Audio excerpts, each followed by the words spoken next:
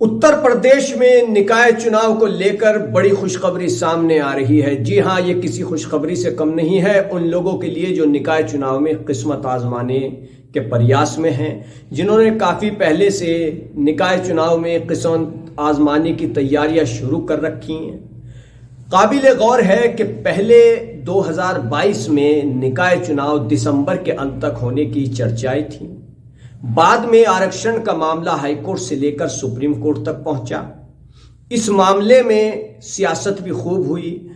अब इसको लेकर के जो खबर सामने आ रही है वो ये माना जा रहा है कि जो आयोग बनाया गया उसने अपनी रिपोर्ट तकरीबन तैयार कर ली है।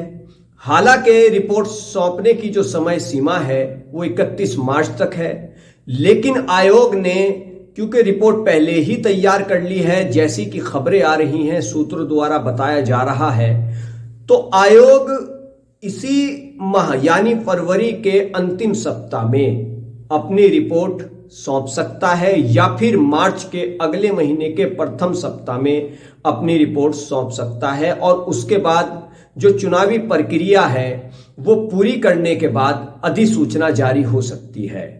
काबिल गौर बात यह भी है कि कुछ दिन पहले उत्तर प्रदेश के मुख्यमंत्री योगी आदित्यनाथ ने भी अप्रैल मई में निकाय चुनाव के संकेत देते हुए कार्यकर्ताओं से चुनाव में अभी से जुट जाने का आह्वान किया था।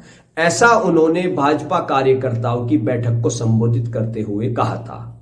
तो अगर ऐसे में अब चुनाव जैसा कि माना जा रहा है कि आयोग अपनी रिपोर्ट फरवरी के अंतिम सप्ताह या फिर मार्च के शुरुआती हफ्ते में सौंप सकता है, तो फिर जो बोर्ड एग्जाम हो रहे हैं उनके खत्म होने के बाद जल्दी ही निकाय चुनाव की अधिसूचना भी जारी हो सकती है।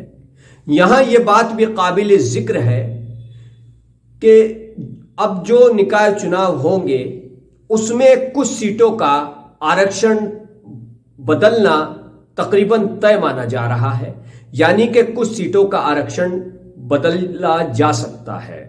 तो ऐसे में निकाय चुनाव में अब जो उम्मीदवार हैं, जो संभावित प्रत्याशी हैं, चाहे वो भाजपा से हो, कांग्रेस से हो, सपा से हो, बसपा से हो, उनकी धड़कनें तेज होने वाली हैं, क्योंकि निकाय चुनाव को लेकर काफी वक्त से जिन संभावित प्रत्याशियों ने तैयारियां शुरू कर रखी थीं, अचानक से उनकी तैयारियों पर उस वक्त ब्रेक लग गया जब ये लगने लगा कि निकाय चुनाव पता नहीं कब होंगे। कुछ ने तो अपने जो चुनावी कार्यालय थे वो भी बंद कर दिए। सोशल मीडिया पर भी इस तरीके की पोस्ट चलने लगी कि दुआ सलाम, सलाम नमस्ते में कमी आ चुकी है।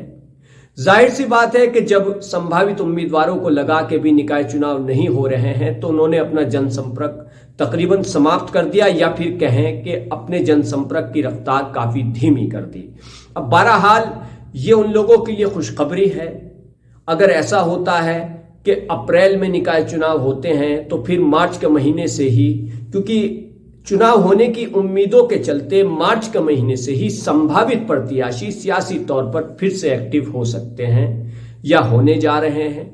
बहरहाल कुछ भी कहना जल्दबाजी होगा, लेकिन उम्मीद जगी है कि अप्रैल में निकाय चुनाव हो सकते हैं, बिल्कुल बच सकता है।